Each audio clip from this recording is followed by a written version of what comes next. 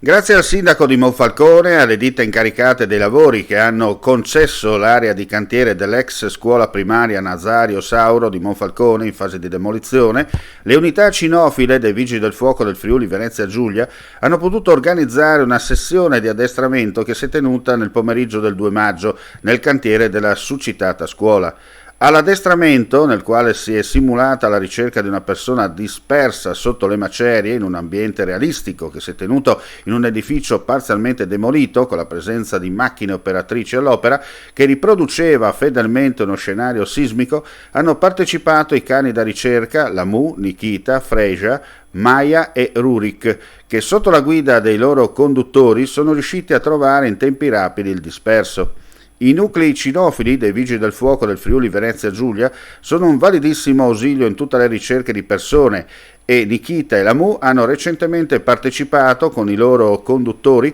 alla missione internazionale del Corpo Nazionale per i soccorsi, ricerche e salvataggi a seguito del recente sisma in Turchia.